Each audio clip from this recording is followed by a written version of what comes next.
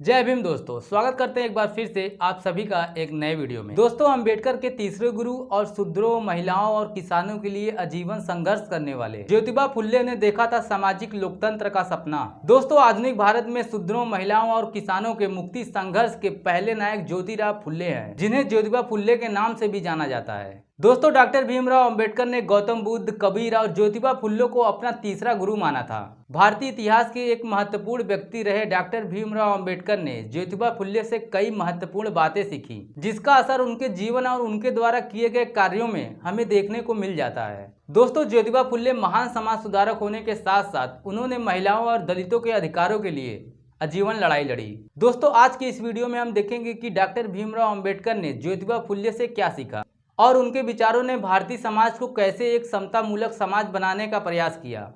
दोस्तों, वीडियो शुरू करने से पहले अगर अभी तक आपने हमारे इस चैनल को सब्सक्राइब नहीं किया है तो जल्दी से सब्सक्राइब कर लें। तो चलिए दोस्तों, बिना किसी देरी के वीडियो को शुरू करते हैं।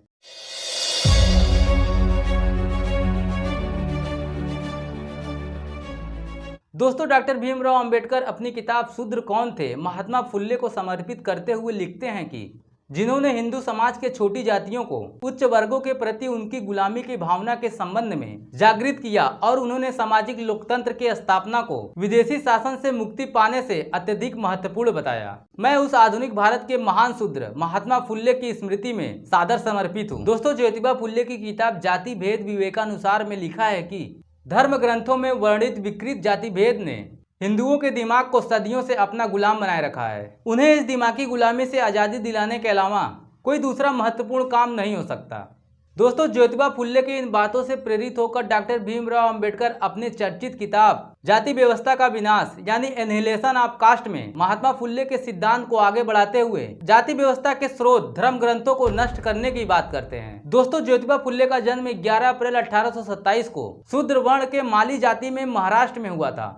दोस्तों, आपको बता दूं कि उनके नाम में फुले शब्द माली जाति के होने की वजह से ही आया था। दोस्तों, 1818 में भीमा कोरेगांव युद्ध के बाद पेशवा का शासन भले ही अंग्रेजों ने खत्म कर दिया था, पर सामाजिक जीवन पर उनकी जातिवादी विचारधारा का नियंत्रण कायम था। दोस्तों, इस भारत के पूरे इतिहास में महिलाओं की शिक्षा के लिए सबसे पहले ईसाई मिशनरियों ने अपने दरवाजे खोले। दोस्तों, 7 वर्ष की उम्र में ज्योतिबा फुले को पढ़ने के लिए स्कूल भेजा गया, लेकिन जल्द ही सामाजिक दबाव के कारण ज्योतिबा फुले को उनके पिता गोविंदराव फुले ने स्कूल से बाहर निकाल दिया और फिर उसके बाद ज्योतिबा फुले अपने पिता के साथ खेतों में काम करने लगे।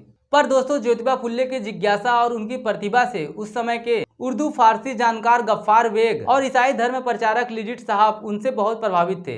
उन्होंने गोविंदराव को सलाह दी कि वो ज्योतिबा फुले को पढ़ने के लिए भेजें और उसके बाद एक बार फिर से ज्योतिबा फुले स्कूल जाने लगे। इसी बीच 13 वर्ष की उम्र में 1840 में ज्योतिबा फुले का विवाह 9 वर्ष की सावित्रीबाई फुले से कर दिया गया। दोस्तों, 1847 में ज्योतिराव फुले स्कॉटिश मिशन के अंग्रेजों के स्कूल में पढ़ने लगे। यहीं पर होनहार विद्यार्थी ज्योतिबा फुले का परिचय आधुनिक ज्ञान विज्ञान से हुआ। दोस्तों, स्कॉटिश मिशन स्कूल में दाखिले के बाद ज्योतिबा फुले के रग रग में समता और स्वतंत्रता का विचार बसने लगा। उनके सामने एक नई दुनिया खुल गई और तर्क उनका सबसे बड़ा हथियार बन गया। हर चीज को वह अपने तर्क और न्याय की कसौटी पर कसने लगे, अपने आसपास के समाज को एक नए नजरिए से देखने लगे। इसी दौरान उन्हें अपने व्यक्तिगत जीवन में जातिगत अपमान का सामना करना पड़ा। दोस्तों, जातिगत अपमान के इस घटना ने भी वर्ण जाति व्यवस्था और ब्राह्मणवाद के संदर्भ में उनकी आंखें खोलने में मदद की। दोस्तों, ज्योतिबा फुले को इस बात का एहसास अच्छी तरह से हो गया था कि शिक्षा ही वह हथियार है जिससे शूद्रों और महिलाओं की मुक्ति हो सकती है। दोस्तों, ज्योतिबा फुले ने सबसे पहले शिक्षा की ज्योति अपने घर में ही जलाई और उन्होंने अपने जीवन साथी सावित्रीबाई फुले को शिक्षित किया, उन्हें ज्ञान विज्ञान से लैस किया। उन्होंने सावित्रीबाई के भीतर यह भाव और विचार भरा कि स्त्री और पुरुष दोनों एक बराबर हैं और दुनिया का हर इंसान समानता और स्वतंत्रता का अधिकार रखता है। दोस्तों, सावित्रीबाई फुले, फगुड़ाबाई, फातिमा शेख और अन्य सहयोगियों के साथ मिलकर ज्योतिबा फुले ने हजारों वर्षों से ब्राह्मणों द्वारा शिक्षा से वंचित किए गए समुदायों को शिक्षित करने और उन्हें अपने मानवीय अधिकारों के प्रति सजग करने का बीड़ा उठाया। दोस्तों, ज्योतिबा फुले ने समाज सेवा और सामाजिक संघर्ष का रास्ता एक साथ चुना था।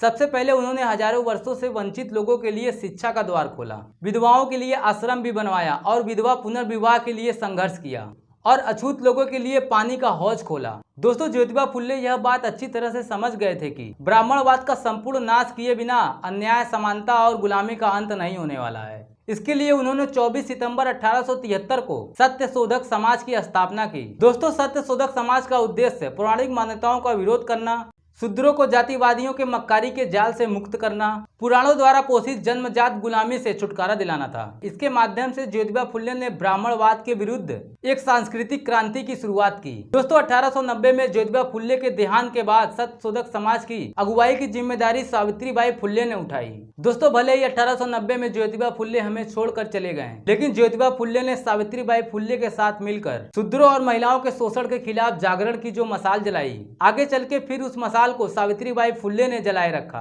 सावित्रीबाई फुले के बाद साहूजी महाराज ने इस मशाल को अपने हाथों में ले लिया। बाद में यह मशाल उन्होंने डॉक्टर भीमराव अंबेडकर के हाथों में सौंप दिया। और दोस्तों, फिर क्या था, डॉक्टर भीमराव अंबेडकर ने इस मशाल को सामाजिक परिवर्तन के ज्वाला में बदल दिया। दोस्तों, डॉक्टर भीमराव अंबेडकर ने अपने पूरे जीवन में ज्योतिबा फुले के विचारों और उनके आदर्शों को सर्वप्रथम प्राथमिकता दी और अपने पूरे जीवन वह इस समाज को सुधारने में लगे रहे।